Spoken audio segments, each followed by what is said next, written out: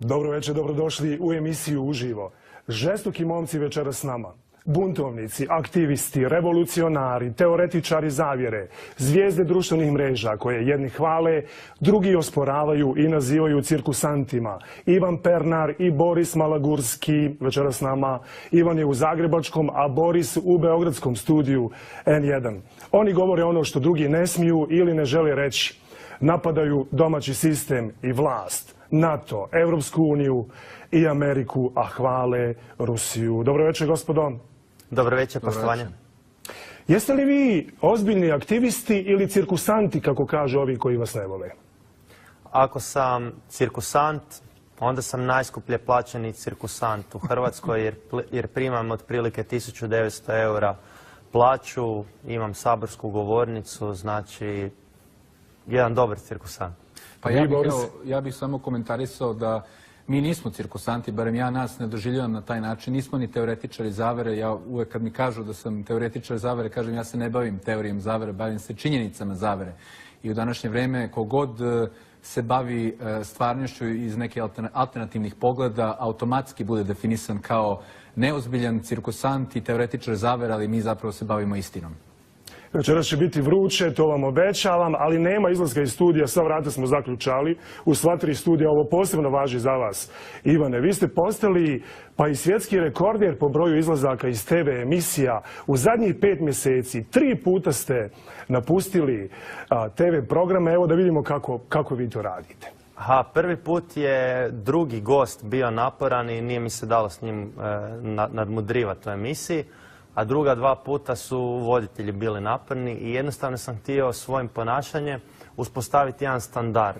Znači da kada kažem voditelju da me pusti da pričam, da me pusti da pričam, a ne da me maltretira. Dobro, ja ću večeras sam dati da pričate onoliko koliko je potrebno. Na studiju novinarstva oni uče studente da su ljudi koji intervjuiraju njihovi pijuni i da oni njima upravljaju. Ja sam se suprotstavio takvom načinu komunikacije. Evo da vidimo kako vi to radite. Gdje će ljudi doznavati nešto o tim stvarima ako ne u školi? Ja vidim da mi ne dozvoljavate da govorim. Ja vam izlazim iz emisije i želim svako dobro. Doviđenja, gospodin Stanković. Hvala vam lijepo na gostovanju. Ne možete mi vređati kolegu, ne. A gospodine, ako mi nećete dozvoliti da kažem do kraja, ja odlazim iz emisije, a vi nastavite. Dobro, recite. Ma nemojte me maltretirati više. Evo, vidite, to je upravo tako. Evo dalje, izvolite. Ma nema šanse, gospodine, ja vam želim svako dobro, a vi opet pozovite jednog gosta koji će vrijeđati. I ja kažem, eto, sve najbolje vam želim, gospodine Kačinari. Svaka čast, samo govorite i dalje protiv Živog zida i protiv mene osobno. Evo, pričajte slobodno, evo, pričajte. Svako dobro želim. Ivane, je li ovo vi namjerno radite kao neki performans ili se tako desi da zbog nekih neugodnih pitanja ili kako kažete zbog prekidanja izlazite? Neplanirano. Emisija postoji radi gosta. Znači ljudi koji gledaju ovu emisiju ne gledaju je zbog voditelja nego zbog gosta. Hoće gosta čuti. A vi imate situaciju gdje voditelj Aleksandar Stanković kaže ova emisija, ja odlučujem o čemu će se u njoj pričati. Znači, ja kažem onda u sebi, onda ti pričaj sam sa sobom i imaš cijelu emisiju 60 minuta, ali kad je shvatio da je to farsa, onda je prekinuo nakon 15 emitiranje i onda su puštali neku emisiju o koraljima. Ali ono što vam hoću reći je da je moj cilj bio uspostaviti standard. Znači, ili ako me zovete, dozvolite mi da govorim do kraja ono što hoću reći. Ako nećete mi to dozvoliti, nemojte me ni zvati u emisiju. Znači, nemam namjeru sudjelovati u cirkusu. Dobro, ali vi morate shvatiti da TV emisije nisu kao saborske rasprave, ne traju satima, nego svega nekoliko desetina minuta, 50 ili 60, pa morate vi također poštovati želju i ambiciju voditelja da emisiju provede onako kako je zamislio. Borise, napuštaju li gosti vašu emisiju? Ja sam jako srećan što gospodin Pernar nije napustio emisiju kao urednik i voditelj emisije Globalno radi televiziji BN. Zaista moram da kažem da nisam imao iskustva da gosti napuštaju emisije i ja zaista se trudim maksimalno da dozvolim svojim gostima da kažu ono što imaju da kažu. Ja generalno ne pripadam onoj novinarskoj kliki koji dovodi goste sa već predodređenim ciljevima, šta oni žele iz njih da izvuku, šta žele da gosti kažu. Ja želim zaista da saznam šta gosti imaju da kažu i dajem vrlo korektnu priliku na BN-u, u emisiji koju vodim, da kažu ono što imaju.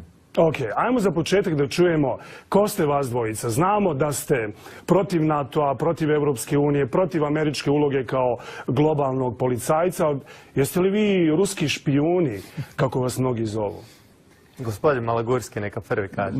Nismo ruski špijuni. Jednostavno je bilo kakva priča o špijunima, o takvim etiketama. Zaista mislim da je to prevaziđeno kompletno. Ono što mi radimo je bavimo se jednim sasvim drugačijim pogledom na stvarnost oko nas i to je ono što nas čini jedinstvenim. Ja što se tiče mene se bavim analizom društva, analizom društvenih dešavanja, političkih dešavanja kroz uglavnom filmski rad. Snimio sam nekoliko filmova od Težina lanaca do filma Kosovo možete li da zamislite, pa i drugi deo Težina lanaca i mnogi drugi filmovi koji su analizirali ulogu Zapada u raspadu Jugoslavije, pre svega, pa i u ekonomske tokove, ekonomska dešavanja na današnjim prostorima bivše Jugoslavije, tako da kažem, mada je drugi deo Težina lanaca otišao i malo dalje, pa je analizirao i neoliberalizam kao ekonomski koncept širom sveta i to je nešto što je jako retko, možda se čuje u medijima i domaćim i stranim medijima.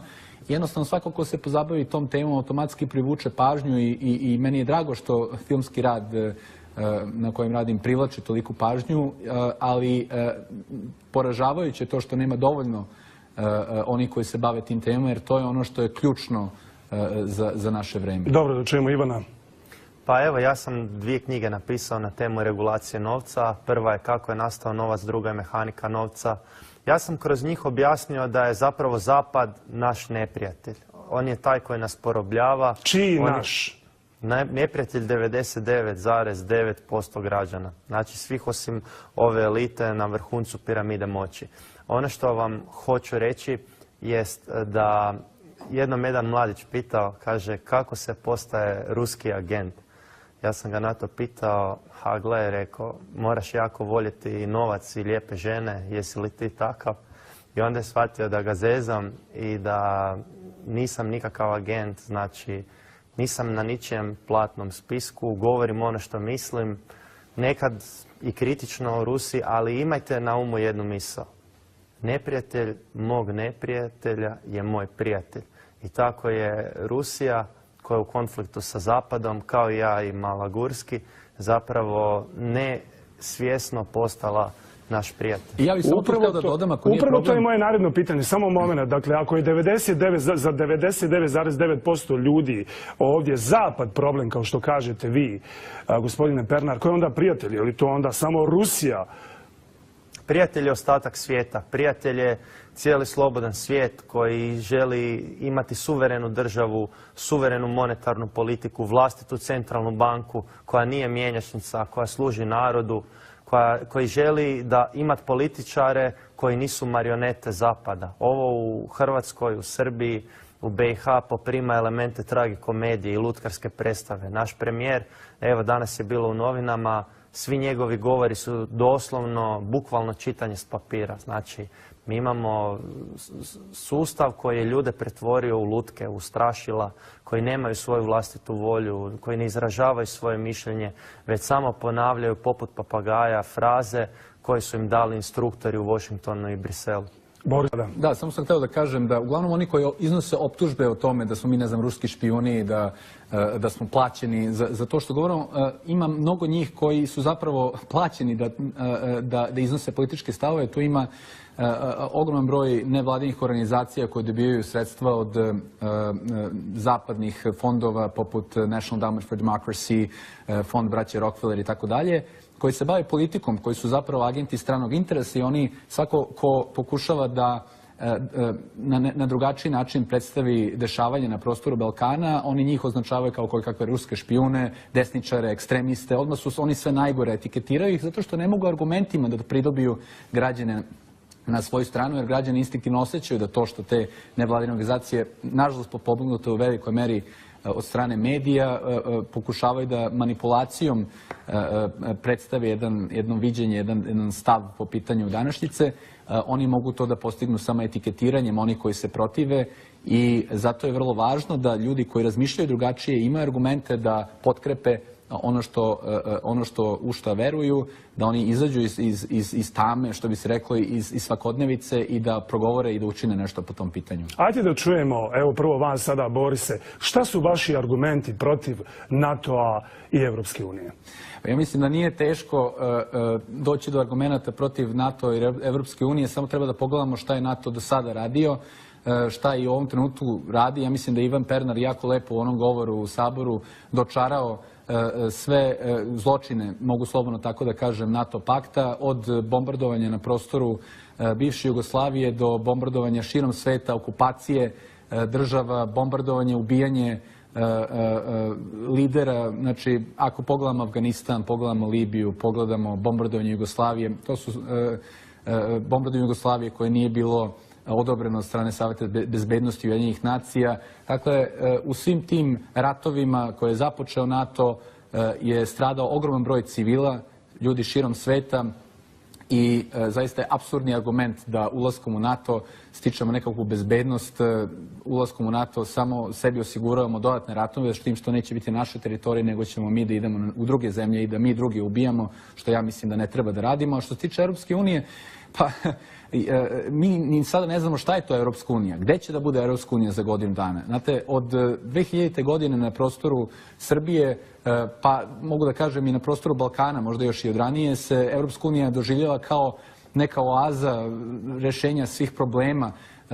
Ni sama Europska unija ne zna kako da reši probleme u kojima se trenutno nalazi i mislim da je apsurdno odvlačiti ljudima pažnju sa pričom o Europskoj uniji od realnih problema koje možemo da počnemo sami da rešavamo, da uđemo u jednu vrlo, trenutno rekao bih, nedefinisanu zajednicu koja je vrlo neizvesna i pitanje šta će s njom da se desi. Jeste da je referendum odbijen u Italiji, jeste da Hofer nije pobedio u Austriji, ali Velika Britanija izlazi iz Europske unije, sama Europska unija je na tankom ledu i ja mislim da je kontraproduktivno govoriti o NATO u Europskoj uniji u trenucima kada mi zaista možemo puno toga da uradimo sami na našim prostorima i da ne dozvoljavamo oni koji pokušavaju da nas ekonomski pokore, koji su nas već u velikoj meri ekonomski pokorili, da od njih slušamo šta mi treba da radimo, da su oni imaju nekakav legitimitet, iako su sve države koje su bogate danas radile suprotno od onoga što nama govore da radimo da bismo se mi navodno obogatili. Znači, mi treba usvojiti svoje kljuse i to je to. Pa Ivane, vaša zemlja je u Evropskoj uniji i u NATO-u, a vi ste protiv.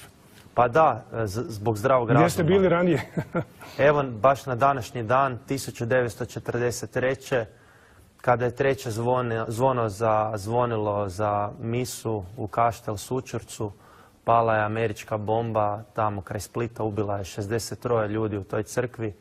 Znači, to je jedan krvavi svirepi pir i Amerika ima običaj iživljavanja na ljudima. Jedan primjer vam je, nakon što je Saddam Hussein potpisao primirje, znači da se povlači iz Kuvajta u Zaljevskom ratu, Amerika je kolonu i vozila vojnih i civilnih koja je napuštala Kuvajt na takozvanoj autocesti smrti, Highway of Death, jednostavno izbombardirala i time je počinila ratni zločin jer je zabranjeno vojsku u povlačenju, znači primirje je sklopljeno, na takav način uništavati.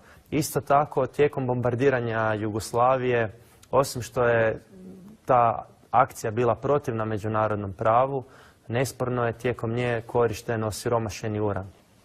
Sad, osiromašeni uran čini da ne strada samo vojna meta, nego se kontaminira cjelokupan okoliš. Vi imate situaciju na Kosovu da imate epidemiju leukemija, tumora na mozgu i jednostavno američki vojnici ne smiju tamo biti dulje od 6 mjeseci. Talijanski vojnici koji su bili malo dulje, kad su se vraćali, umirali su od leukemije. Znači, vi ste kontaminirali cijelu jednu zemlju, zagadili ste vodu, zemlju, zrak. Ti ljudi sad tamo moraju živjeti. Djeca koja oboljeva od malignih bolesti, koji imaju deformitete i odrasli ljudi, oni nisu ništa skrivili. Pogledajte u Vijetnamu. Amerika je tamo stvorila valjda 500 milijuna ljudi s deformacijama koristeći napalm, odnosno šta Monsanto radi. I jednostavno hoću reći da Amerika koristi svjetske sukobe ne samo sa ciljem uspostave neke nekih političkih ciljeva. Ja razumijem motiv Amerike, ne znam, da makne Miloševića. Ok, i meni isto smeta. Ali ne možeš zagaditi zemlju, ne možeš upropastiti živote generacijama nakon tog rata koje s tim ratom nemaju ništa. To je ono što je Amerika napravila i u Faludži, i na Kosovu, i zapravo u Južnoj Srbiji. Tamo je najviše. Zašto ste protiv Europske unije? Pa Europska unija je jedna diktatura krupnog kapitala. To je institucija koja onemogućava svaki suverenitet. Evo vam primjer. Europska unija na razini te neke komisije donese odluku da idu sankcije Rusiji. Mi znamo da su Hrvatskoj te ekonomske sankcije štetne. Međutim, mi kao država članica ne možemo reći mi njih nećemo provoditi. Iako recimo narod ne želi, čak i da Sabor, parlament naš ne želi, te sankcije mi moramo provoditi. Što znači da postoji jedan demokratski deficit. Evo vam drugi primjer. Europska unija kaže dozvoljavamo uvoz GMO soje ili ne znam neke druge kulture GMO za ljudsku prehranu. Niti jedna država članica Europske unije ne može to odbiti. Znači vi možete imati situaciju gdje 1% elite u 51% država kaže da su za GMO i onda 100% ljudi, od kojih je 99% protiv te američke GMO hrane, mora biti zapravo prihvatiti tu hranu. Znači nema demokracije. Ako vi hoćete mijenjati zakon o centralnoj banci, da se države financiraju izravno iz svojih centralnih banaka bez zaduživanja, Europska unija kaže ne može. Ako želite carinama zaštititi svoju hranu, recimo od uvozne hrane iz Europske unije, Europska unija kaže ne može. Znači tu je cijeli jedan niz direktiva koje su protivne našim interesima, bilo da nam brane da uvodimo carine, bilo da se protivimo politici sankcija, bilo da želimo drugačiju monetarnu politiku, vanjsku politiku, dobro, hranu, ako je to tako kako kažete vas dvojica, zašto su onda sve zemlje, evo, bivše Jugoslavije željele, pa neke već i ušle u Europsku uniju i NATO, a druge to silno žele? Evo, Bosna i Hercegovina i Srbija žele da uđu u Europsku uniju silno. Odlično. Zašto vi tvrdite da je to loši klub? Daću vam primjer Hrvatske. Građanima Hrvatske, kad su ulazili u Europsku uniju, bilo je obećano imat ćete veće plaće. Otvorit će vam se tržište s 500 milijuna ljudi, pola milijarde ljudi, gdje ćete vi moći izvoziti. Biće sve hrana jeftinija. Ne znam, moći ćete se slobodno kretati. Znači, to su bila obećanja. A onda je došla praksa. Znači, prvo je bilo da je poskupila voda, struja, plin, grijanje za 20%. To je bio prvi udar. Druga stvar, ukidanjem carina, uvozna hrana nije pojeftinila, ali do čega se dogodilo? Hrvatska kao i BiH i Srbija imaju nerealni tečaj, imaju centralne banke kao mjenjačnice i po defaultu je uvozna hrana jeftinija od domaće. Jedino što je štitilo domaću proizvodnju od uvozne je bile carine. Ulaskom u Europsku uniju carine su maknute i došlo je do kolapsa poljoprivrede. Umjesto rasta zaposlenosti mi smo imali pad zaposlenosti, znači u trenutku današnjem je manje ljudi zaposleno nego je bilo prilikom ulaska u Europsku uniju. Efekt drugi je bijeg 150.000 mladih ljudi iz zemlje i još jedan efekt povećanje PDV-a. Znači, kada bi vi meni rekli, gospodine Pernar, dajte mi jedan pozitivan efekt ulaska u Europsku uniju, ja vam ga ne bi mogao dati. I sad bi bilo zanimljivo kada bi se građane suočilo sa tim činjenicama i pitalo da ste vi znali do čega će ulazak u Europsku uniju dovesti, bili biste vi to podržali na izbori, odnosno na referendumu. Što znači da je javno mnijenje, rezultat volje građana na referendumu, je bio izvučen putem manipulacije i propagande. A kontrastrana, znači ovo što ja govorim, ili gospodin Malagurski, to je zabranjeno bilo. Znači uopće kontrakampanje nije bilo. Moramo sada prekinuti. Ako mogu samo da kažem, vezano za to da li je Srbija za ulazak u Europsku uniju, nije. Ako pogledate ankete o tome... Kako nije? Pa vlast Srbije je za ulazak, a vlast je izabrana demokratski. Ako pogledate ankete o tome, pa dobro sad, ne možete kažete da neko zato što bira neku stranku na izborima, znači da se slaže sa apsolutno svim stavkama te određene stavke. Ako pogledate ankete po tome da da li su građani Srbije za Europsku uniju, podrška Europsku uniju je stalno ispod 50%. Dakle, kada bi bio referendum sada, ja mislim da bi građani odbili ulazak u Europsku uniju i to je verovatno i najbolji razlog zašto se taj referendum i ne raspiše.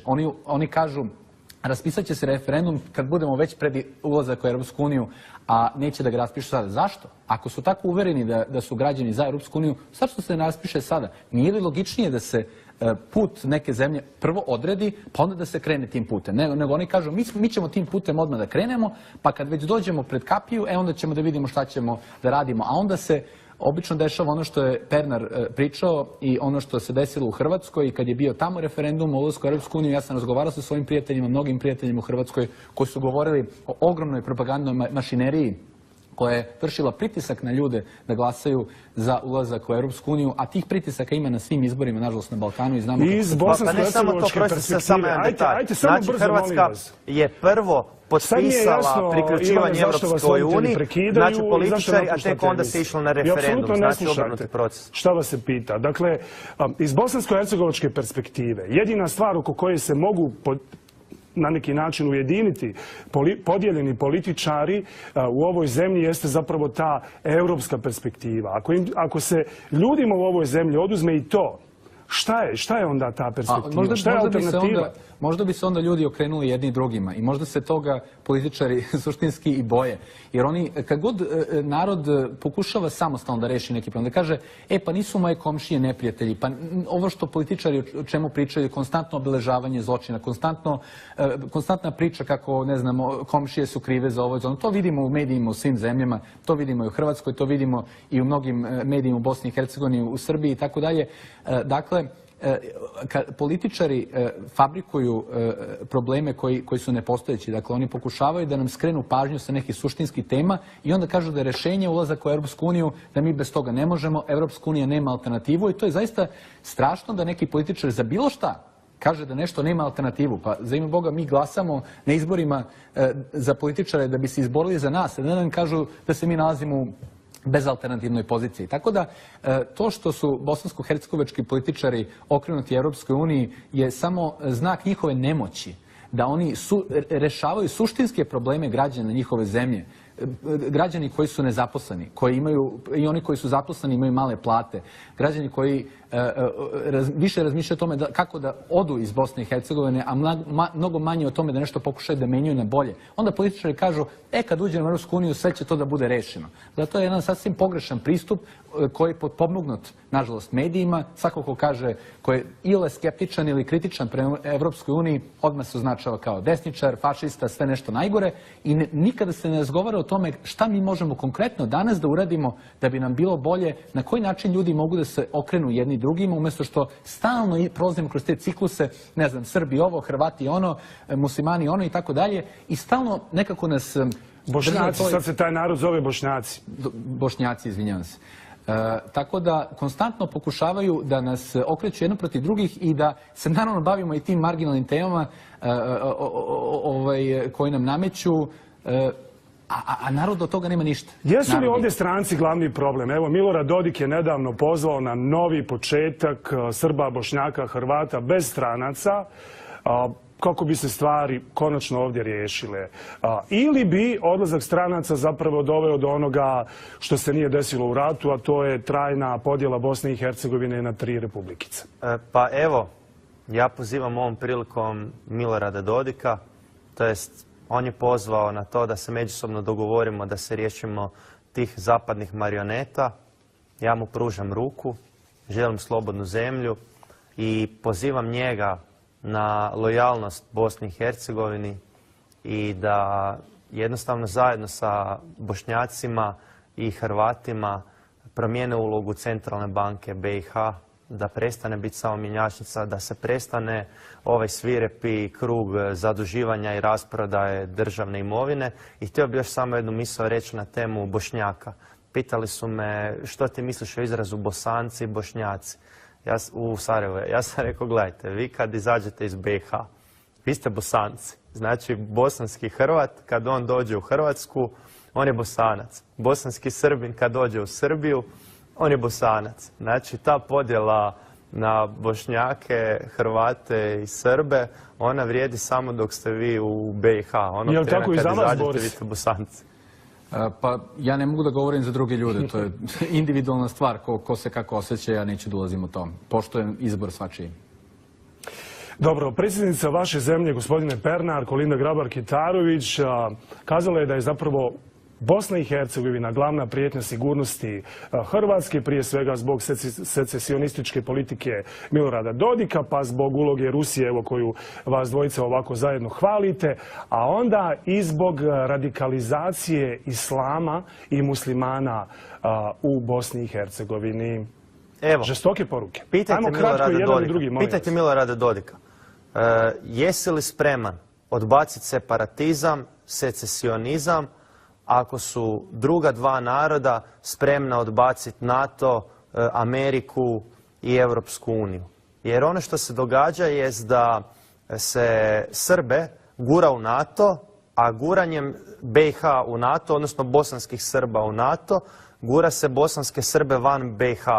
Znači, mora se postići kompromis sa obje strane. Ne može se nametati od strane dva konstitutivna naroda nekakav tobože europski put trećem. Jer to će dovesti opet do pobune i nezadovoljstva. A što se tiče Kolinde, ona sad priča da je prijetnja u BiH, jučer je pričala da je prijetnja Srbija, prekjučer je pričala o ruskoj prijetnji. Znači, svaka prijetnja, osim HDZ-a koji upropaštava hrvatski narod već 25 godina i nju uopće ne zanima što naši građani kopaju po smeću, što stoje u redovima pred tim pučkim, odnosno narodnim kuhinjama, što nas 300.000 ima blokirane račune. Uglavnom, oni koriste sve mogu kako bi skrenuli fokus javnosti sa unutarnjih problema u Hrvatskoj. I umjesto da rješavaju te probleme u našoj zemlji, Plenković putuje u Ukrajinu, tamo nudi nekakva rješenja i šta ti ja znam već, a zapravo je sve to mazanje oči. Predsjednicu Kitarović ste prozvali masonom, ona nije reagirala nakon toga. Nisam ju nazvao masonom, nego članom trilateralne komisije.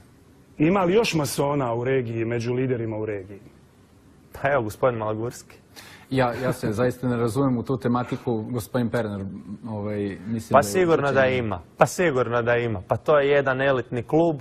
To je jedno tajno društvo čije djelovanje tajno, a tajno je s razlogom što kad bi bilo javno, onda bi karte bile na stolu. Onda bi bilo jasno da i vlast i opozicija služe istim strukturama. Da čujemo Borisa, oprostite, samo da čujemo Borisa kao komentar izjave predsjednice Kitarović da su Dodik, Rusi i muslimani, najveća muslimani iz Bosne i Hercegovine. A svi osim Hrvata, to je ta teorija HDZ-a. Dakle, najveća sigurnosna prijetnja Hrvatskoj. Generalno se ne slažem sa onim što govori predsjednica Hrvatske po tim pitanjima. Mislim da je to opet politika zastrašivanja, politika nemoći da se rešavaju suštinski problemi. Kakva je pretnja Rusija Hrvatskoj? Dakle, ja stvarno nisam čuo ni jedan jedini argument. Hrvatska je ta koja je u okviru Europske unije uvela sankcije Rusiji. Šta je Rusija uradila da bi zaslužila to od Hrvatske? Šta je Rusija uradila Crnoj Gori da bi zaslužila sankcije? I mnoge druge države koje su uvele sankcije zbog američke politike prema Rusiji. Amerika koja koristi Europsku uniju da se sveti Rusiji na štetu Europske unije i mnogi građani Europske unije su potpuno svesni toga da nema te medijske histerije po pitanju Rusije gde se demonizuje i Vladimir Putin i demonizuje Rusija svakodnevno u medijima. Jednostavno bi građani rekli, pa čekajte, zašto da idemo protiv Rusije kad mi možemo lepo da sarađujemo? Vi samo Rusija. Evo, našao sam podatak da je Rusija rekorder u kršenju ljudskih prava i da među 100.000 slučajeva koji čekaju razrješenje u Europskom sudu za ljudska prava, oko 30.000 zapravo tereti Rusiju. A zašto se onda ne Rusija, uvedu samo moment, sankcije molim vas, Saudijskoj Arabiji? pošto hvalite Rusiju sve vrijeme, dužan sam zbog publike ovo da kažem. Rusija nije reizabrana u Vijeće UN-a za ljudska prava, jer su se tome usprotivile brojne međunarodne organizacije, Human Rights Watch, Care International, Refugees International i mnoge druge. Eto ta bajna Rusija koju toliko... Evo, gospodine, ja ću vam odgovoriti, molim vas, dozvolite. Ako mogu samo da kažem, ako je to stvarno tako, zašto Evropska unija i Sjedinjene Američke Države ne uvedu sankcije Saudijskoj Arabiji, koja je bila u tom komitetu, čak je trebalo da, nisam siguran da li je proglašeno na čelu Komiteta za ljudska prava, ali Saudijska Arabija itekako krši ljudska prava, žene ne smiju da voze, žene ne smiju da hodaju ulicom same, homoseksualnost je zabranjena zakonom, cecaju glave na ulicama i onda dođe američki predsjednik pa se rukuje sa kraljevskom porodicom u Saudijskoj Arabiji. Dakle, to je samo jedan dokaz da se tu uopšte ne radi o ljudskim pravima. Ako stvarno Ameriku i Evropsku uniju brinu ljudska prava, neka uvedu sankcije Saudijskoj Arabiji pa ću im verovati da ih Rusija možda stvarno zanima. Kratko, Ivan, pa idemo na X-ray. Pa pogledajte Izrael. Krši svako moguće međunarodno pravo. Rezoluciju 194 koja nalaže Izraelu da dopusti povratak 750.000 palestinskih izbjeglica protjeranih 1948. Krši rezoluciju 242 Vijeća sigurnosti UN-a iz 1968. kojom ih se poziva da se povuku sa okupiranih područja, znači sa zapadne obale i tako dalje. Izrael do današnjeg dana odbija se tome pokoriti. 7.000 Palestinaca u ovom trenutku nalazi se u izraelskim zatvorima. Njihova zemlja se otima, kuće se ruše, vodi se politika segregacije, znači gradi se apartheid, zid i to na palestinskoj zemlji. Jednostavno, Palestinci ne mogu dobiti dozvolu za gradnju kuća, postoji bezbroj tužbi protiv tog cionističkog entiteta i nikom ništa, pojeo vuk magare. A Putin šta god da napravi, on je babaroga, iako su ovi, kažem, u Izraelu što se tiče ljudskih prava puno gori. Međutim, što? Ti iz Izraela su oni koji cijelom svijetu dijele lekcije o ljudskim pravima i demokraciji na čelu s onim Georgeom Sorosem i sličnom ekipom, a radi se u suštini o jednom velikom pranju mozga. I idemo na X-ray, kratka pitanja, kratki odgovori. Evo prvo Boris pa Ivan, za koga radite vas dvojica? Ja za hrvatski narod. Trenutno za radioteleviziju BN i za sve one koje zanima istina. Ko je kriv za raspad Jugoslavije?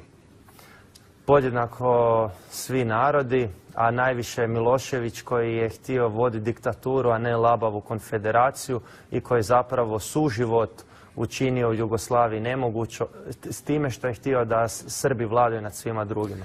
Amerika koja je preko National Security Decisions Directive 133 i Foreign Operations Appropriations Act 101513 razbijala Jugoslaviju i mi koji smo je to dozvolili. Jeste li vi za novu zajednicu Južnih Slavena, neku novu Jugoslaviju? Ekonomsku da, ali suživot u smislu jedinstvene države je besmislen. Ja mislim da nova Jugoslavija nije moguća, ali treba da se ugledamo na zemlje Latinske Amerike koje suvereno sarađuju u ekonomskom smislu. Šta je vama Tito? Pa Tito je radio dobre i loše stvari. Za ono što je dobro radio, što je radio tvornice, što je štitio prava radnika, skida mu kapu, a za to što je poslije Drugog svjetskog rata likvidirano desetke tisuća Hrvata, za to bi mu skinuo glavu. Ima puno toga pozitivnog i negativno. Pozitivno svakako u smislu socijalne pravde, višeg ekonomskog standarda. Vanjske politike bila mu je odlična. I tu bi se i ja složio, ali imao je mnogih mračnih strana. Šta je za vas Slobodan Milošević? Slobodan Milošević je čovjek koji je bio iskorišten od strane Zapada da razbije Jugoslaviju i da uništi zapravo prvenstveno srpski narod, a onda i sve druge. Čovjek koji je imao puno propuštenih prilika, mogao je puno toga dobrog da uradi, na kraju puno toga lošeg uradio. Franjo Tuđman? Franjo Tuđman je čovjek koji, odnosno redistribucije kapitala iz ruke naroda u ruke 200 bogatih obitelji, znači napravio je zločin nad vlastitim narodom. Čovjek koji je dozvolio ekonomsku okupaciju Hrvatske i proterao Srbe iz nje. Alija Izetbegović? Alija Izetbegović, upoznao sam nedavno kćer njegovog telohranitelja.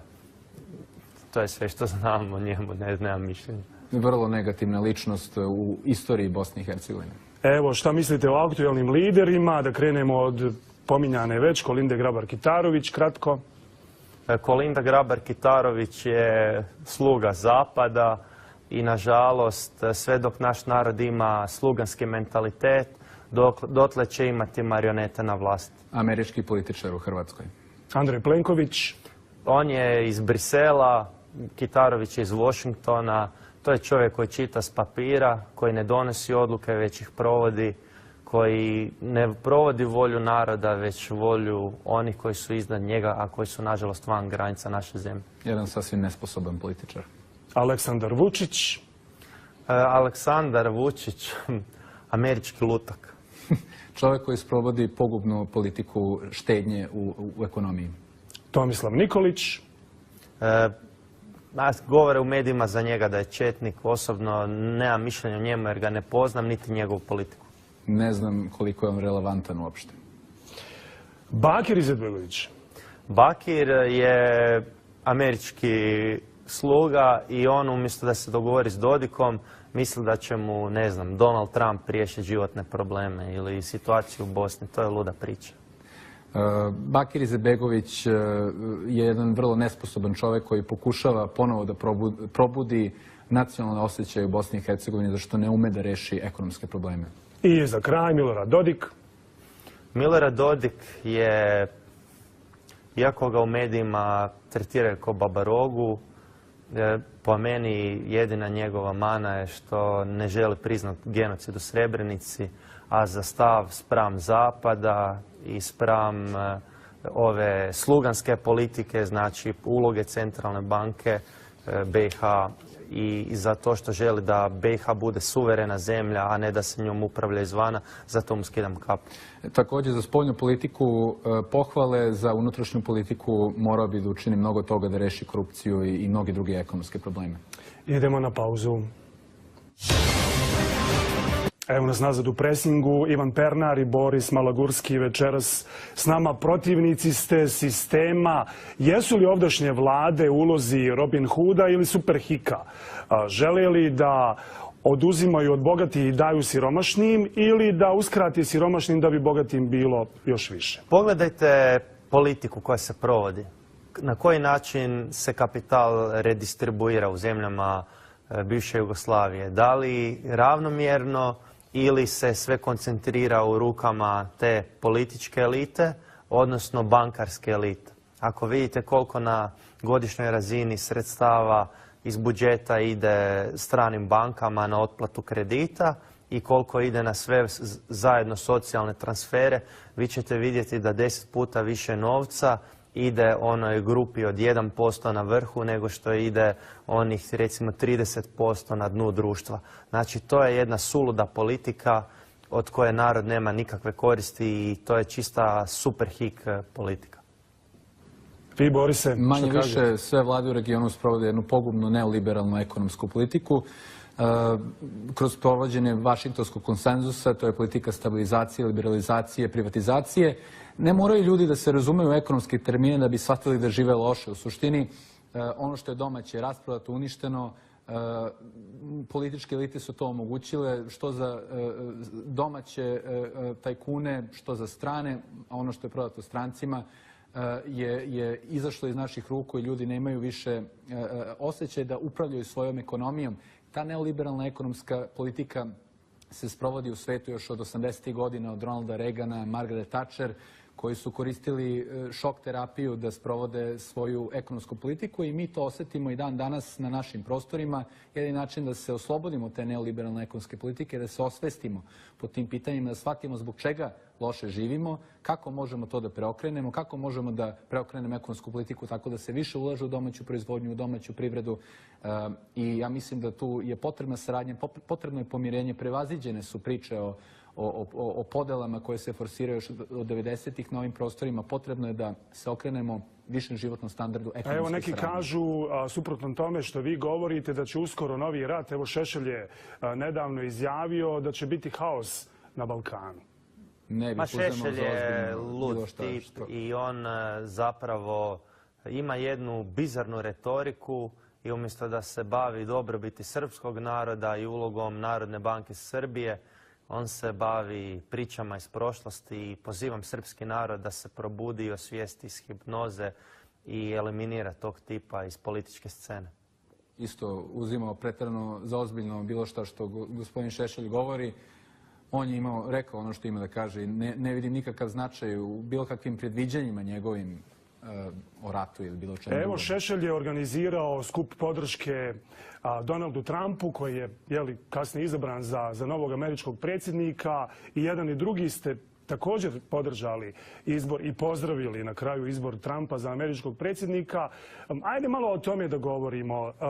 U Sarajevu su, na primjer, bili organizirani skupovi podrške Hillary Clinton, a u Beogradu Donaldu Trumpu. Ako mogu samo nešto da kažem vezano za to što je Šešelj podržao Donalda Trumpa, on je podržao Donalda Trumpa na osnovu izmišljenog intervjua u kojem se Trump navodno izvinio srpskom narodu za bombardovanje, što su preneli svi mediji. Nažalost, to nije bilo tačno. Ja sam to u svojoj emisiji Globalno na BN-u razotkrio i pokazao da do tog intervjua nije nikada došlo, ni pre nego što je Nedeljnik to objavio, ni nakon, ni vezano za Nedeljnikov intervju. A što se tiče samog Donalda Trumpa, ja mislim da niko ko je podržao Donalda Trumpa, osim ovih koji su podržali iz ovih nekih lažnih razloga kao Vojislav Šešelj, iako se nikada nije izvinio, što je faktički slagao građane da se Trump izvinio, odnosno prenosio je laži. Ja mislim da niko nema iluziju o tome da je Trump neki sjajan kandidat, ali jednostavno Balkan pamti Billa Clintona, pamti sve ono što je Bill Clinton uradio na ovim prostorima. A dobro, jedni ga pamte po jednom, drugi po drugom i upravo zbog toga su u Sarajevu su bili skupovi podrške Hillary Clinton, pa se nakon izbora Trumpa to nekako predstavilo kao evo, Srbi su, kandidat Srba je pobjedio, kandidat Bošnjaka je izgubio. Je li stvarno bilo mjesta toj ostrašćenosti? Jesmo mi zaista toliko bitni? Gospodine dragi, rekli ste u početku jednu lažnu informaciju, a to je da sam ja podržao Donalda Trumpa. Zar niste? Ja ga nikad nisam podržao.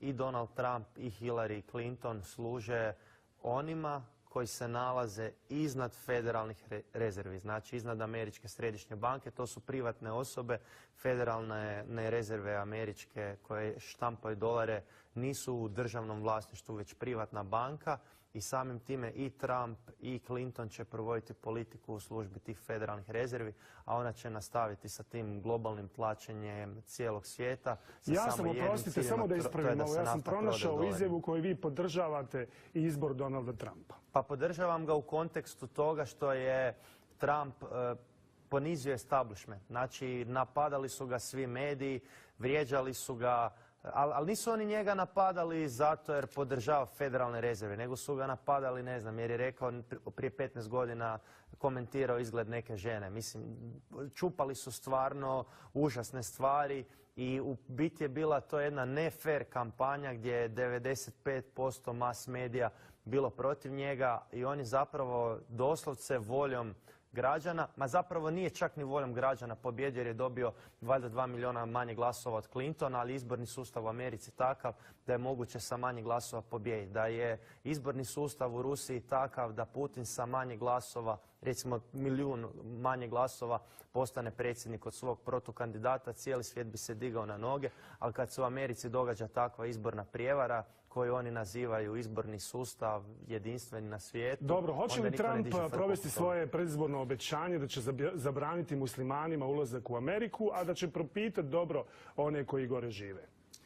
Samo da nešto kažem vezano za ono što je gospodin Pernar rekao vezano za šta će Trump da radi ili neće. Ja mislim da mi u ovom trenutku ne znamo šta će Donald Trump da uradi. Razlog u kojoj sam ja podržao Donalda Trumpa je više zato što sam se užasavao na pomisao da Hillary Clinton bude predsjednica Amerike, jer i ona je sama u knjizi govorila da kada je Bill Clinton se razmišljao da li da bombarduje ili ne, ona je presekla i rekla bombarduj. Tako da to je jedna vrlo nestabilna i opasna osoba, što ne znači da će Trump da bude dobar, ali ja mislim da on makar nudi neku nadu da bi stvari mogle da budu malo drugačije. Da li će on stvarno da podigne zid prema Meksiku, da li će da zabrani ulazak muslimanima i tako dalje. To nisu teme koje mene lično zanimaju i mislim da ljude na Balkanu zanimaju. Ja ne vjerujem da to toliko ni birače zanima. Birači su, kao što je Michael Moore rekao, htjeli da se jednostavno suprotstave establishmentu, da jednostavno kažu ne svima onima koji su mislili da mogu da utiču na volju naroda i zato je Trumpova pobjeda značajna, zato što imali smo situaciju gdje su gotovo sve ankete govorile da Trump nema nikakve šanse da pobjedi, gdje su gotovo svi mediji od CNN-a, MSNBC-a, CBS, ABC, svi su podržavali zdušno Hillary Clinton, pa i štampani mediji New York Times i tako dalje, i na kraju ipak pobedio neko drugi. Znači da demokratija ipak može da se desi. Iako mi živimo u svojevrsnoj iluziji o demokratiji, gde se na veš način uz pomoć medija, NVO sektora i političara kreira javno mnjenje, ipak demokratija može da se desi. To se videlo sa slučajem Brexita, to se vidjelo sa pobjedom Trumpa. Tako da ima nade. I to je ona nada o kojoj ja pričam. Vi kažete da ne bi trebalo zanimati ljude na Balkanu ovo što je on poručio, da će zabraniti ulazak muslimanima. Ma gledajte, gospodine... Možda kad gledate iz beogradske perspektive, kad gledate iz sarajevske perspektive, stvari izgledaju potpuno drugačije. Nismo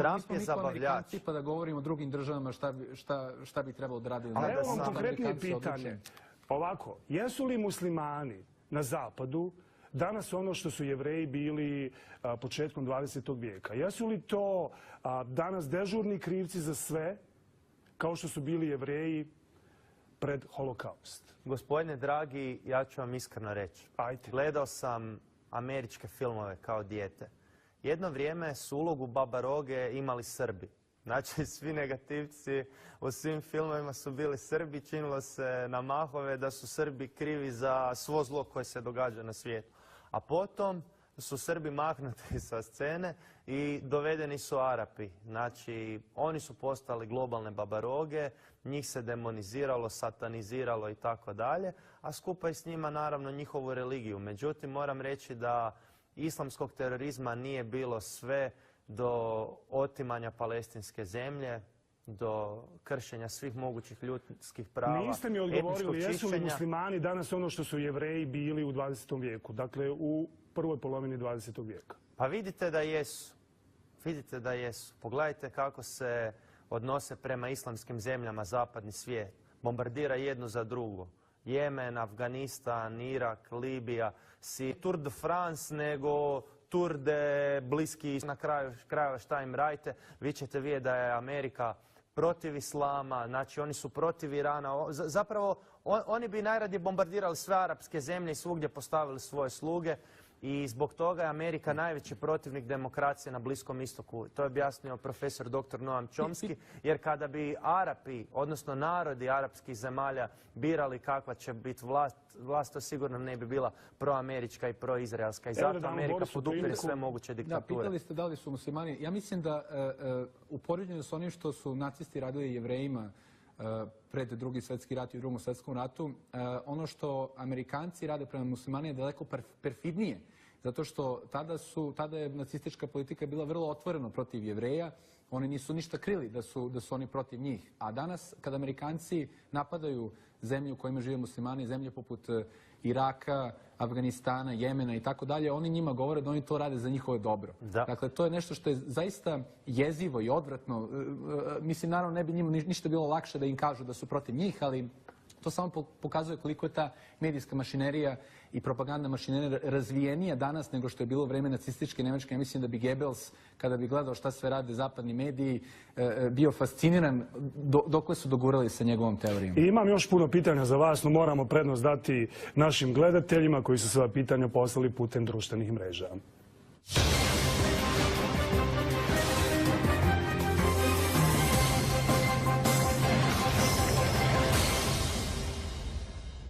Molim vas također da budete kratki, još svega 5 minuta do kraja emisije. Kako možete hvaliti Rusiju kad je dokazano da ona stoji iza pokušaja svrgavanja demokratske vlasti Mila Đukanovića u Crnoj Gori i uspostave prosrpske vlasti, pita Nikola.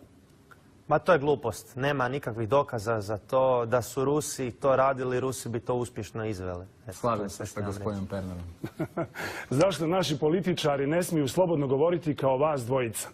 Ne smiju zato jer su u strahu. U strahu su, kao što su i mene pokušali zastrašiti. Znači oni vam kažu ili ćete biti lutak na koncu ili ćemo te uništiti, slomiti i držimo sve medije. A većina ljudi su konformisti, malo ih ima revolucionarni duh i jednostavno idu, kak se kaže, niz tok rijeke i to je to. Gledaju jednostavno u prošlost i vide kako su prolazili mnogi lideri poput Salvadora Allendea koji su se suprotstavili velikim silama i boje se da oni neće moći da budu Fidel Castro. Gospodine Pernar, dijelite li mišljenje gospođe Kitarović da je Bosna i Hercegovina prijetnja Hrvatskoj zbog muslimana kao što sam ja, pita Ipe Selimović. Ipe Selimović, nisi problem ti. Problem Hrvatskoj je HDZ koji 25 godina pljačka našu zemlju, koji je napravio veliku podjelu društvenu na nekolicinu bogatih i mnoštvo siromašnih, zbog kojih mladi odlaze iz zemlje i na kraju lišio našu državu suvereniteta i stavio u sluganski odnos. Želim svako dobro svim muslimanima u BiH i u Hrvatskoj i u njima ne vidim neprijatelje, nego ljude s kojima se može raditi. Za Malagurskog, zašto si u svom filmu Težina lanaca svu krivicu za ratove i zločine skinuo sa srpskog vodstva i pripisao je Zapadu, pita Ahmed? Ahmede, zato što narativ koji se plasirao tokom 90-ih nije bio u skladu sa realnošću. Jednostavno je Zapad forsirao, nametao raspad Jugoslavije i da bi mogli da posle dođu kao mirotvorci, morali su da označe jednu stranu kao zlikovce i da nisu to bili Srbi, bili bi neki drugi. Apsolutno je nebitno, nisu oni to emotivno gledali. Kako je moguće da Hrvatska kao demokratska zemlja, članica Europske unije, štiti i krije kriminalci i ratne zločince koji su pobjegli iz Bosne i Hercegovine? Narodno pitanje. Pa moguće je sve, a to vam Amerika radi. To mi ispriča jedan čovjek kad je Milo Đukanović, koji je služio Milošević, došao u Washington i on je rekao, čujte, ja sam se bavio kriminalom, a oni su mu rekli, gle, ako ćeš služiti nama, sve što si radio bit će zaboravljen. Na isti način služi novom gospodaru Za vas, Ivane, i naredno pitanje. Kaže gledatelj, na pitanje da li si za priznanje Kosova, prije neki dan si rekao da bi trebalo prepustiti narodu da odluči putem referenduma. Da li to znači, Ivane, da bi sutra podržao nezavisnost Republike Srpske kao države ako bi narod odlučio na referendumu, pita Fadil? Pa evo, dragi Fadile, kada bi ja živio u BiH i kada bi sa druge strane bili, znači vi, muslimani, odnosno Bošnjaci, kada bi vi rekli mi želimo da naša zemlja živi u ekonomskom ropstvu, da služi Americi, imperijalizmu NATO-a, da naša centralna banka bude u službi stranih banaka, a ne građana BiH, pa ja bi prvi bio za separatizam i išao za time da izađem iz BiH. Znači, Bošnjaci moraju shvatiti da se svijet ne vrti oko njih i da u BiH zajedno moraju odlučivati, a ne vršiti takozvani teror većine nad manjinom. Znači, još jedno pitanje. Vi prestanite nametati tu proameričku politiku Srbima, a za uzvrat tražite od Srba da odbace separatizam. I vjerujem da biste mogli postići dogovor, ali nije u interesu niti Zapada, niti tih 1% političara čija politička karijera se u suštini svodi na izrabljivanju širokih masa da se problemi u BiH riješe. Još jedno pitanje. Arapi u Bosnu i Hercegovinu 1993. došli preko Hercegovine. Arapi u Bosnu i Hercegovinu 2016. Kako? Pita Amra. Amra, draga, gledaj, sjeti se alžirske grupe. Ti ljudi su došli u BiH da bi zaštitili muslimanski narod od genocida i etničkog čišćenja.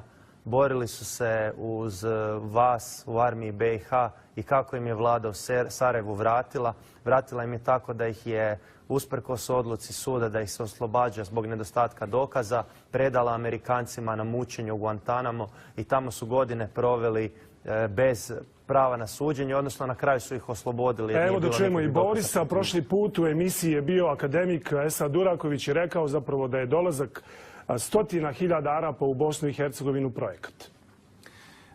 Ne znam da li je to projekat, ali svakako to što ogroman broj ljudi sa Bliskog istoka dolazi je samo posljedica američke politike na Bliskom istoku.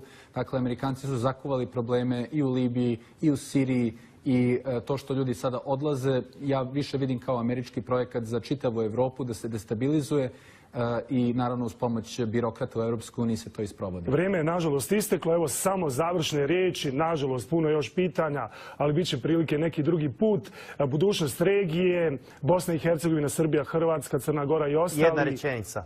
Bošnjaci moraju shvatiti da budućnost BiH moraju odlučiti zajedno sa Srbima, a ne preglasavanjem Srba, jer će ih time gurati u separatizam. Znači, nisu Bošnjaci ti koji će odlučivati. Oni su oni koji suodlučuju, jer je BiH zemlja 3 konstitutivna naroda.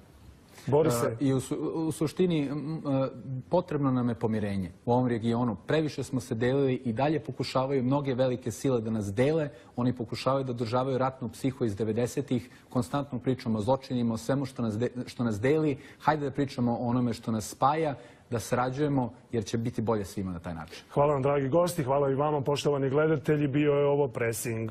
Doviđenja. Svako dobro. Svako dobro. Sučurcu pala je američka bomba tamo kraj Splita, ubila je 63 ljudi u toj crkvi.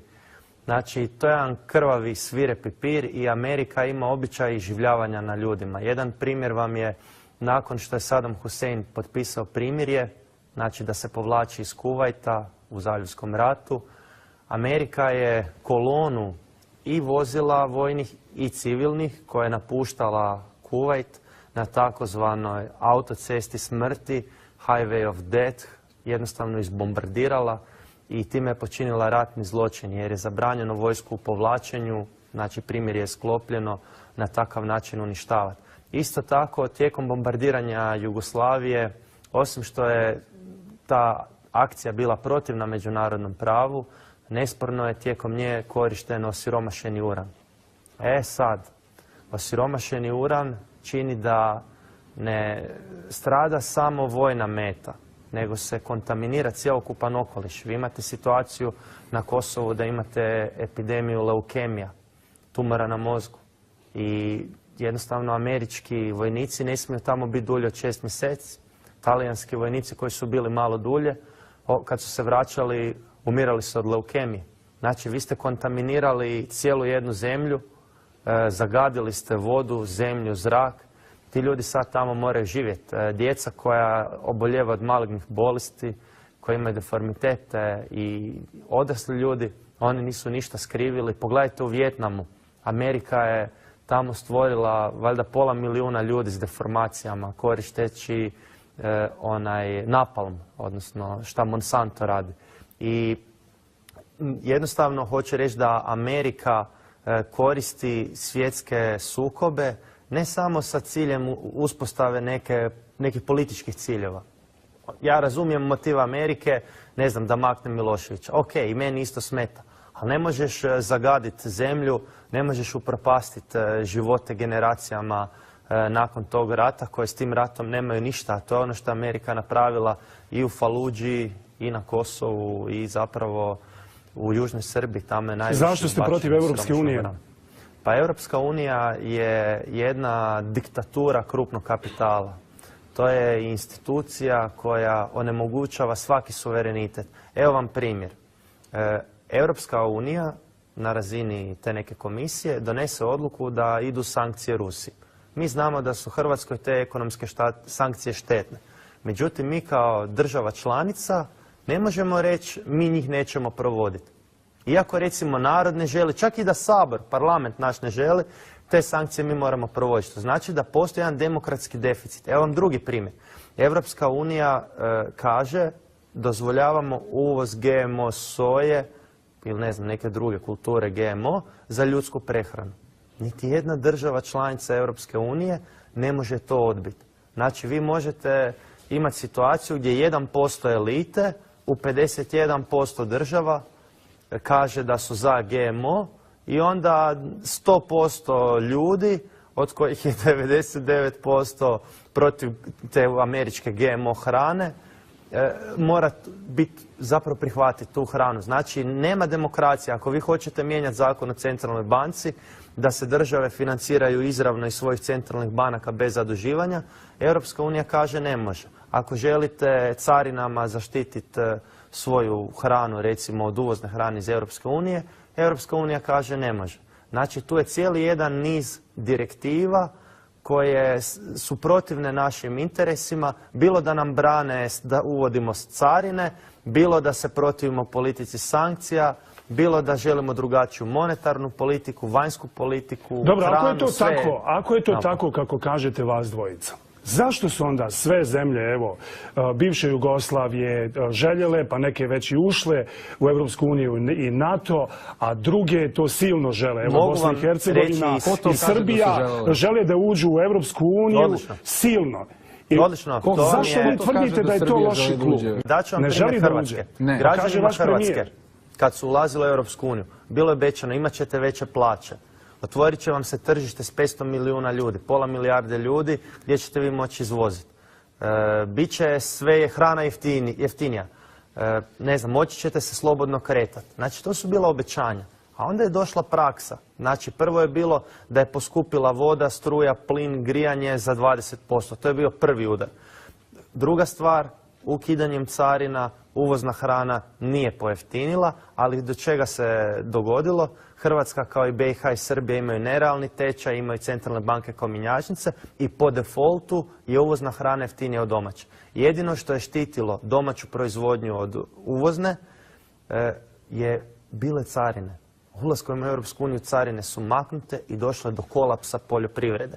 Umjesto rasta zaposlenosti mi smo imali pad zaposlenosti, znači u trenutku današnjem je manje ljudi zaposleno nego je bilo prilikom ulaska u Europsku uniju. Efekt drugi je bijeg 150.000 mladih ljudi iz zemlje i još jedan efekt povećanje PDV-a.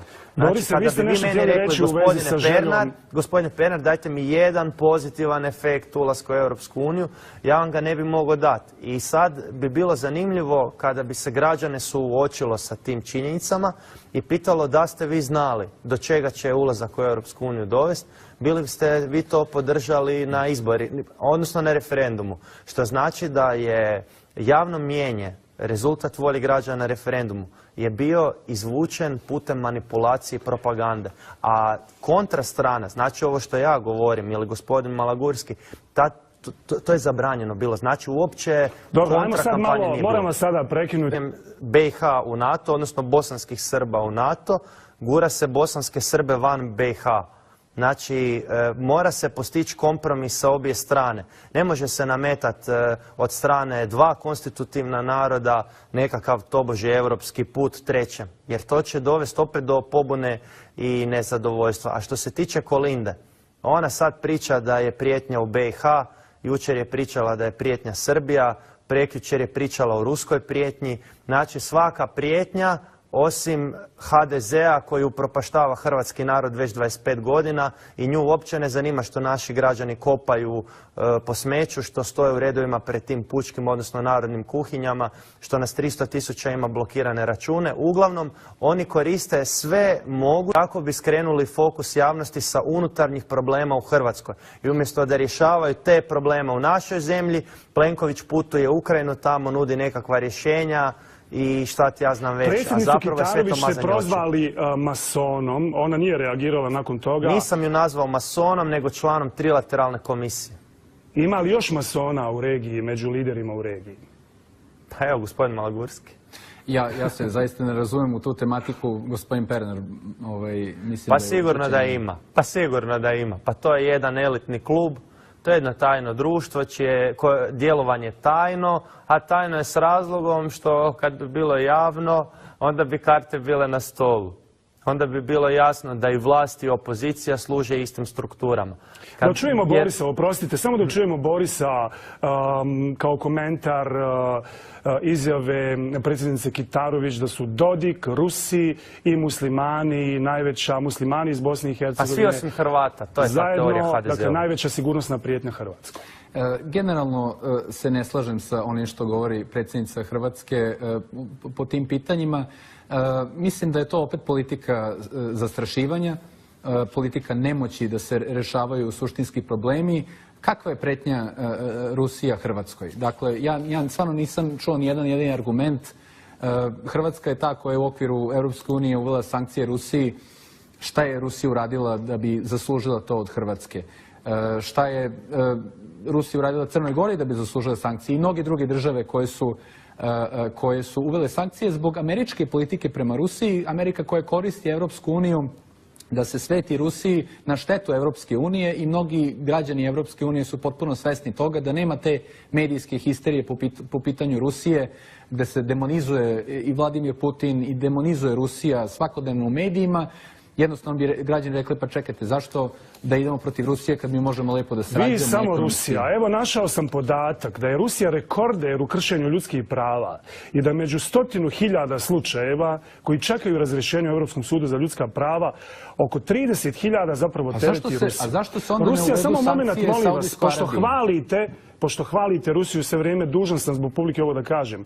Rusija nije reizabrana u Vijeće UN-a za ljudska prava, jer su se tome usprotivile brojne međunarodne međunarodne organizacije, Human Rights Watch, Care International, Refugees International i mnoge druge. Eto ta bajna Rusija koju toliko hvali. Evo, gospodine, ja ću vam odgovoriti, molim vas, dozvolite. Ako mogu samo da kažem, evo, Ajde, samo brzo. ako je to stvarno tako, zašto Evropska unija i Sjedinjene Američke Države ne uvedu sankcije Saudijskoj Arabiji, koja je bila u tom komitetu, čak je trebalo da, nisam siguran da li je proglašeno na čelu Komiteta za ljudska prava, ali Saudijska Arabija itekako krši ljudska prava, žene ne smiju da voze, žene ne smiju da hodaju ulicom same, homoseksualnost je zabranjena zakonom, odsecaju glave na ulicama i onda dođe američki predsjednik pa se rukuje sa kraljevskom porodicom u Saudijskoj Arabiji. Dakle, to je samo jedan dokaz da se tu uopšte ne radi o ljudskim pravima. Ako stvarno Ameriku i Evropsku uniju brinu ljudska prava, neka uvedu sankcije Saudijskoj Arabiji pa ću im verovati da ih Rusija možda stvarno zanima. Kratko, Ivan, pa idemo na X-ray. Pa pogledajte Izrael. Krši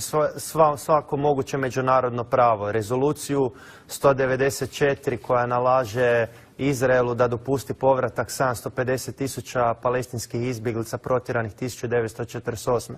Krši rezoluciju 242 Vijeća sigurnosti UN-a iz 1968. kojom ih se poziva da se povuku sa okupiranih područja, znači sa zapadne obale i tako dalje. Izrael do današnjeg dana odbija se tome pokoriti. 7.000 Palestinaca u ovom trenutku nalazi se u izraelskim zatvorima. Njihova zemlja se otima, kuće se ruše. Vodi se politika segregacije, znači gradi se apartheid, zid i to na palestinskoj zemlji. Jednostavno, Palestinci ne mogu dobiti dozvolu za gradnju kuća, postoji bezbroj tužbi protiv tog cionističkog entiteta i nikom ništa, pojeo vuk magare. A Putin šta god da napravi, on je baba roga, iako su ovi, kažem, u Izraelu, što se tiče ljudskih prava, puno gori. Međutim, što? Ti iz Izraela su oni koji cijelom svijetu dijele lekcije o ljudskim pravima i demokraciji na čelu s onim Georgeom Sorosem i sličnom ekipom, a radi se u suštini o jednom velikom pranju mozga. I idemo na X-ray, kratka pitanja, kratki odgovori. Evo prvo Boris pa Ivan, za koga radite vas dvojica? Ja za hrvatski narod. Trenutno za radioteleviziju BN i za sve one koje zanima istina. Ko je kriv za raspad Jugoslavije? Podjednako svi narodi, a najviše Milošević koji je htio voditi diktaturu, a ne labavu konfederaciju i koji je zapravo suživot učinio u Jugoslaviji nemoguće s time što je htio da Srbi vladaju nad svima drugima. Amerika koja je preko National Security Decisions Directive 133 i Foreign Operations Appropriations Act 101513 razbijala Jugoslaviju i mi koji smo to dozvolili. Jeste li vi za novu zajednicu Južnih Slavena, neku novu Jugoslaviju? Ekonomsku da, ali suživot u smislu jedinstvene države je besmislen. Ja mislim da nova Jugoslavija nije moguća, ali treba da se ugledamo na zemlje Latinske Amerike koje suvereno sarađuju u ekonomskom smislu. Dobro večer, dobrodošli u emisiju Uživo. Žestoki momci večeras s nama. Buntovnici, aktivisti, revolucionari, teoretičari zavjere, zvijezde društvenih mreža koje jedni hvale, drugi osporavaju i nazivaju cirkusantima. Ivan Pernar i Boris Malagurski večeras s nama. Ivan je u zagrebačkom, a Boris u beogradskom studiju N1. Oni govore ono što drugi ne smiju ili ne žele reći. Napadaju domaći sistem i vlast, NATO, Evropsku uniju i Ameriku, a hvale Rusiju. Dobro večer, gospodo. Dobro večer, poštovanje. Jeste li vi ozbiljni aktivisti ili cirkusanti, kako kažu ovi koji vas ne vole? Ako sam cirkusant, onda sam najskuplje plaćeni cirkusant u Hrvatskoj jer primam otprilike 1900 eura plaću, imam saborsku govornicu, znači jedan dobar cirkusant. Pa ja bih samo komentarisao da mi nismo cirkusanti, barem ja nas ne doživljavam na taj način, nismo ni teoretičari zavere. Ja uvek kad mi kažu da sam teoretičar zavere, kažem ja se ne bavim teorijom zavere, bavim se činjenicama zavere. I u današnje vrijeme kogod se bavi stvarnošću iz nekih alternativnih pogleda, automatski bude definisan kao neozbiljan cirkusant i teoretičar zavere, ali mi zapravo se bavimo istinom. Večeras će biti vruće, to vam obećavam, ali nema izlaska iz studija, sva vrata smo zaključali. U sva 3 studija ovo posebno važi za vas. Ivane, vi ste postali pa i svjetski rekorder po broju izlazaka iz TV emisija. U zadnjih 5 mjeseci 3 puta ste napustili TV programe. Evo da vidimo kako vi to radite. Prvi put je drugi gost bio naporan i nije mi se dalo s njim nadmudrivati u emisiji. a druga 2 puta su voditelji bili napadni i jednostavno sam htio svojim ponašanjem uspostaviti jedan standard.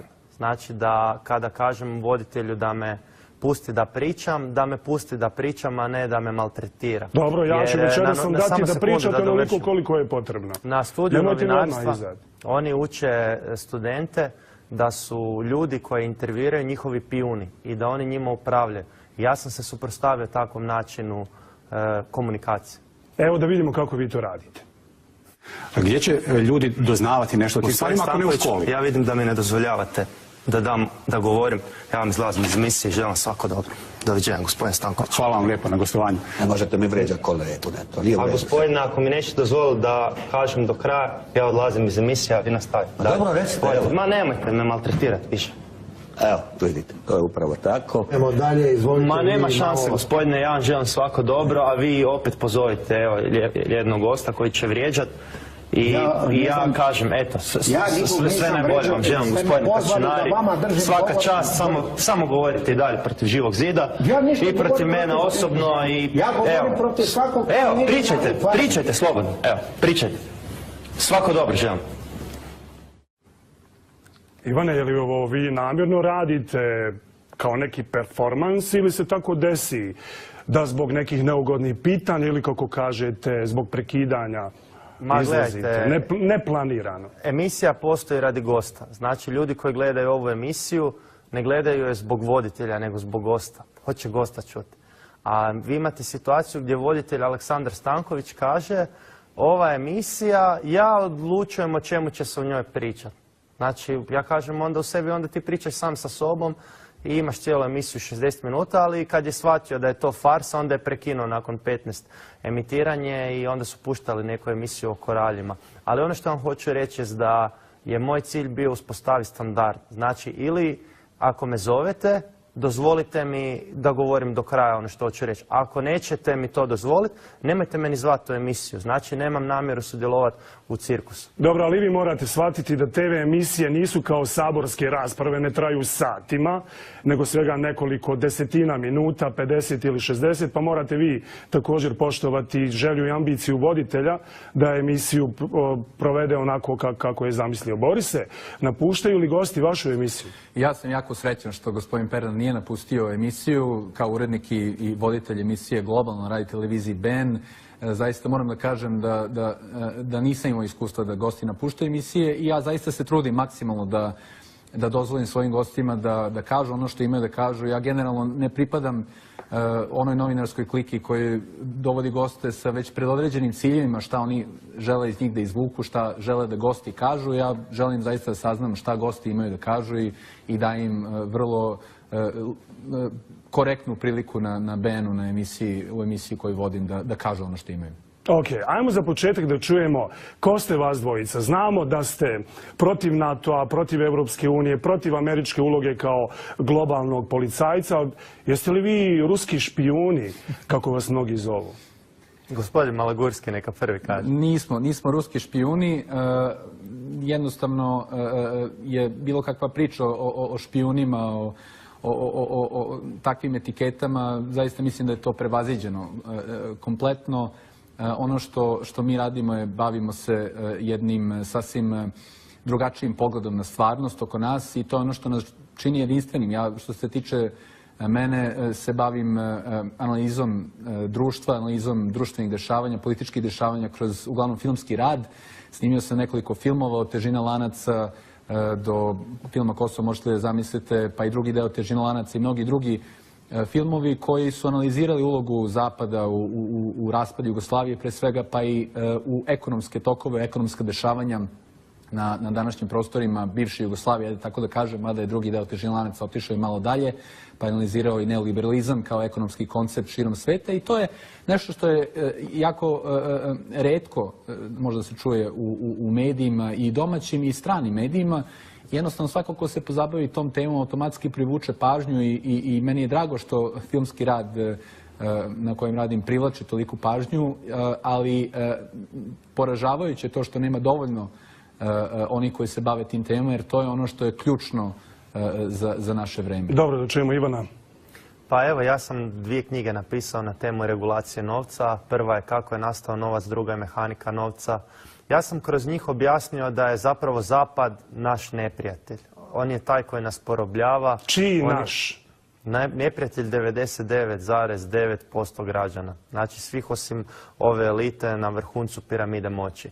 Ono što vam hoću reći jest da jednom jedan mladić pitao, kaže, kako se postaje ruski agent? Ja sam ga na to pitao, a gle, rekao, moraš jako voljeti novac i lijepe žene, jesi li ti takav? I onda je shvatio da ga zezam i da nisam nikakav agent, znači nisam na ničijem platnom spisku, govorim ono što mislim, nekad i kritično o Rusiji, ali imajte na umu jednu misao. Neprijatelj mog neprijatelja je moj prijatelj. I tako je Rusija, koja je u konfliktu sa Zapadom, kao i ja i Malagurski, zapravo nesvjesno postala naš prijatelj. I ja bih samo upravo da dodam, ako nije Upravo problem... to je moje naredno pitanje, samo moment. Dakle, ako je 99,9% ljudi ovdje Zapad problem, kao što kažete vi, gospodine Pernar, ko je onda prijatelj? Je li to onda samo Rusija? Prijatelj je ostatak svijeta, prijatelj je cijeli slobodan svijet koji želi imati suverenu državu, suverenu monetarnu politiku, vlastitu centralnu banku koja nije mjenjačnica, koja služi narodu, koji želi da imati političare koji nisu marionete Zapada. Ovo u Hrvatskoj, u Srbiji, u BiH poprima elemente tragikomedije i lutkarske predstave. Naš premijer, evo danas je bilo u novinama, svi njegovi govori su doslovno, bukvalno čitanje s papira. Znači, mi imamo sustav koji je ljude pretvorio u lutke, u strašila, koji nemaju svoju vlastitu volju, koji ne izražavaju svoje mišljenje, već samo ponavljaju poput papagaja fraze koje su im dali instruktori u Washingtonu i Briselu. Da, samo sam htio da kažem da uglavnom oni koji iznose optužbe o tome da smo mi, ne znam, ruski špijuni, da smo plaćeni za to što govorimo, ima mnogo njih koji su zapravo plaćeni da iznose političke stavove. Tu ima ogroman broj nevladinih organizacija koje dobijaju sredstva od zapadnih fondova poput National Endowment for Democracy, fond braće Rockefeller i tako dalje, koji se bave politikom, koji su zapravo agenti stranog interesa i oni, svako ko pokušava da na drugačiji način predstavi dešavanje na prostoru Balkana, oni njih označavaju kao kakve ruske špijune, desničare, ekstremiste, odmah su oni sve najgore, etiketiraju ih zato što ne mogu argumentima da pridobiju građane na svoju stranu, jer građani instinktivno osjećaju da to što te nevladine organizacije, nažalost potpomognute u velikoj meri od strane medija, pokušavaju da manipulacijom predstave jedno viđenje, jedan stav po pitanju današnjice. Oni mogu to da postignu samo etiketiranjem onih koji se protive i zato je vrlo važno da ljudi koji razmišljaju drugačije imaju argumente da potkrepe ono u što veruju, da oni izađu iz tame, što bi se reklo, iz svakodnevice i da progovore i da učine nešto po tom pitanju. Ajde da čujemo, evo prvo vas sada, Borise, šta su vaši argumenti protiv NATO-a i Evropske unije? Ja mislim da nije teško doći do argumenta protiv NATO i Evropske unije, samo treba da pogledamo šta je NATO do sada radio, šta i u ovom trenutku radi. Ja mislim da je Ivan Pernar jako lepo u onom govoru u Saboru dočarao sve zločine, mogu slobodno tako da kažem, NATO pakta, od bombardovanja na prostoru bivše Jugoslavije do bombardovanja širom sveta, okupacije država, bombardovanje, ubijanje lidera. Znači, ako pogledamo Afganistan, pogledamo Libiju, pogledamo bombardovanje Jugoslavije, to su bombardovanje Jugoslavije koje nije bilo odobreno od strane Saveta bezbednosti Ujedinjenih nacija. Dakle, u svim tim ratovima koje je započeo NATO je stradao ogroman broj civila, ljudi širom sveta i zaista je apsurdni argument da ulaskom u NATO stičemo nekakvu bezbednost, ulaskom u NATO samo sebi osiguravamo dodatne ratove, s tim što neće biti naše teritorije, nego ćemo mi da idemo u druge zemlje i da mi druge ubijamo, što ja mislim da ne treba da radimo. A što se tiče Europske unije, pa mi ni sada ne znamo šta je to Europska unija, gde će da bude Europska unija za godinu dana. Znate, od 2000. godine na prostoru Srbije, pa mogu da kažem i na prostoru Balkana, možda još i od ranije, se Europska unija doživljava kao neka oaza rješenja svih problema.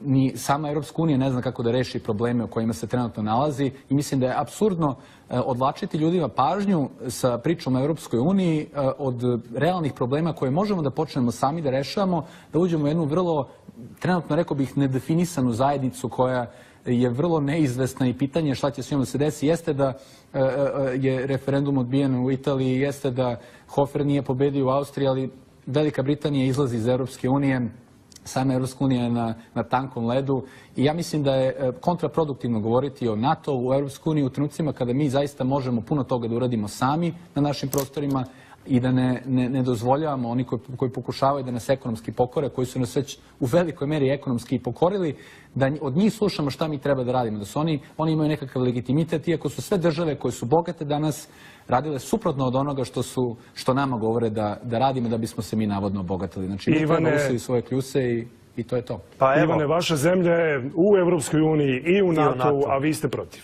Pa da, zbog zdravog razuma. Gdje ste bili ranije?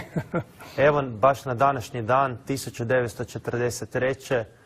kada je treće zvono zvonilo za misu u Kaštel. Ako mogu samo da kažem, vezano za to da li je Srbija za ulazak u Europsku uniju, nije. Ako pogledate ankete o tome... Kako nije? Pa vlast Srbije je za ulazak, a vlast je izabrana demokratski. Ako pogledate ankete o tome, pa dobro, sad ne možete da kažete da neko zato što bira neku stranku na izborima, znači da se slaže sa apsolutno svim stavkama te određene stavke. Ako pogledate ankete po tome da li su građani Srbije za Europsku uniju, podrška Europske unije je stalno ispod 50%.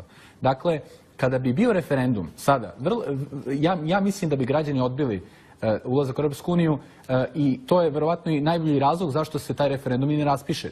Oni kažu, raspisat će se referendum kad budemo već pred ulazak u Europsku uniju, a neće da ga raspišu sada. Zašto? Ako su tako uvereni da su građani za Europsku uniju, zašto se ne raspiše sada? Nije li logičnije da se put neke zemlje prvo odredi, pa onda da se krene tim putem? Nego oni kažu, mi ćemo tim putem odmah da krenemo, pa kad već dođemo pred kapiju, onda ćemo da vidimo šta ćemo da radimo. A onda se obično dešava ono što je Pernar pričao i ono što se desilo u Hrvatskoj i kad je bio tamo referendum o ulasku u Europsku uniju, ja sam razgovarao sa svojim prijateljima, mnogim prijateljima u Hrvatskoj koji su govorili o ogromnoj propagandnoj mašineriji koja je vršila pritisak na ljude da glasaju za ulazak u Europsku uniju, a tih pritisaka ima na svim izborima, nažalost, na Balkanu i znamo... Iz bosansko-hercegovačke perspektive, ajte samo brzo, molim vas. Hrvatska je prvo potpisala priključivanje Europskoj uniji, znači političari, a tek onda se išlo na referendum, znači obrnuti proces. Šta vas se pita? Dakle, iz bosansko-hercegovačke perspektive, jedina stvar oko koje se mogu na neki način ujediniti podijeljeni političari u ovoj zemlji jeste zapravo ta europska perspektiva. Ako se ljudima u ovoj zemlji oduzme i to, šta je onda ta perspektiva? Šta je alternativa? Možda bi se onda ljudi okrenuli jedni drugima i možda se toga političari suštinski i boje. Jer oni, kad god narod pokušava samostalno da reši neki problem, da kaže, pa nisu moje komšije neprijatelji, pa ovo što političari o čemu pričaju, konstantno obeležavanje zločina, konstantna priča kako, ne znam, komšije su krive za ovo, to vidimo u medijima u svim zemljama, to vidimo i u Hrvatskoj, to vidimo i u mnogim medijima u Bosni i Hercegovini, u Srbiji i tako dalje. Dakle, političari fabrikuju probleme koji su nepostojeći. Dakle, oni pokušavaju da nam skrenu pažnju sa nekih suštinskih tema i onda kažu da je rešenje ulazak u Europsku uniju, da mi bez toga ne možemo, Europska unija nema alternativu i to je zaista strašno da neki političari za bilo šta kaže da nešto nema alternativu. Pa za ime Boga mi glasamo na izborima za političare da bi se izborili za nas, da nam kažu da se mi nalazimo u bezalternativnoj poziciji. Tako da to što su bosansko-hercegovački političari okrenuti Europskoj uniji je samo znak njihove nemoći, da oni rešavaju suštinske probleme građana njihove zemlje. Građani koji su nezaposleni, i oni koji su zaposleni imaju male plate, građani koji više razmišljaju o tome kako da odu iz Bosne i Hercegovine, a mnogo manje o tome da nešto pokušaju da menjaju na bolje. Onda političari kažu, kad uđemo u Europsku uniju, sve će to da bude rešeno. Zato je jedan sasvim pogrešan pristup koji je potpomognut, nažalost, medijima. Svako ko kaže, ko je ili skeptičan ili kritičan prema Europskoj uniji, odmah se označava kao desničar, fašista, sve nešto najgore i nikada se ne razgovara o tome šta mi možemo konkretno danas da uradimo da bi nam bilo bolje, na koji način ljudi mogu da se okrenu jedni drugima, umjesto što stalno prolazimo kroz te cikluse, ne znam, Srbi ovo, Hrvati ono, muslimani ono i tako dalje, i stalno nekako nas... Bošnjaci, sad se taj narod zove Bošnjaci. Bošnjaci, izvinjavam se. Tako da konstantno pokušavaju da nas okreću jedno protiv drugih i da se naravno bavimo i tim marginalnim temama koji nam nameću, a narod od toga nema ništa. Jesu li ovdje stranci glavni problem? Evo, Milorad Dodik je nedavno pozvao na novi početak Srba, Bošnjaka, Hrvata bez stranaca, kako bi se stvari konačno ovdje riješile. Ili bi odlazak stranaca zapravo doveo do onoga što se nije desilo u ratu, a to je trajna podjela Bosne i Hercegovine na 3 republikice. Pa evo, ja pozivam ovom prilikom Milorada Dodika, to jest on je pozvao na to da se međusobno dogovorimo da se riješimo tih zapadnih marioneta. Ja mu pružam ruku, želim slobodnu zemlju i pozivam njega na lojalnost Bosni i Hercegovini i da jednostavno zajedno sa Bošnjacima i Hrvatima promijene ulogu Centralne banke BiH, da prestane biti samo mjenjačnica, da se prestane ovaj svirepi krug zaduživanja i rasprodaje državne imovine. I htio bih još samo jednu misao reći na temu Bošnjaka.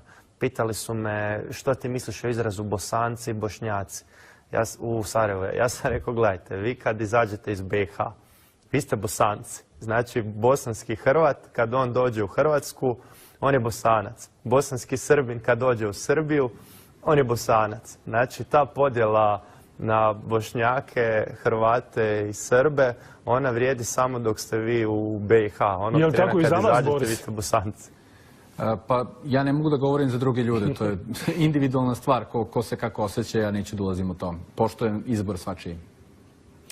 Dobro, predsjednica vaše zemlje, gospodine Pernar, Kolinda Grabar-Kitarović, kazala je da je zapravo Bosna i Hercegovina glavna prijetnja sigurnosti Hrvatske, prije svega zbog secesionističke politike Milorada Dodika, pa zbog uloge Rusije, evo koju vas dvojica ovako zajedno hvalite, a onda i zbog radikalizacije islama i muslimana u Bosni i Hercegovini. Evo, žestoke poruke. Pitajte Milorada Dodika. Jesi li spreman odbaciti separatizam, secesionizam, ako su druga dva naroda spremna odbaciti NATO, Ameriku i Europsku uniju? Jer ono što se događa jest da se Srbe gura u NATO, a guranje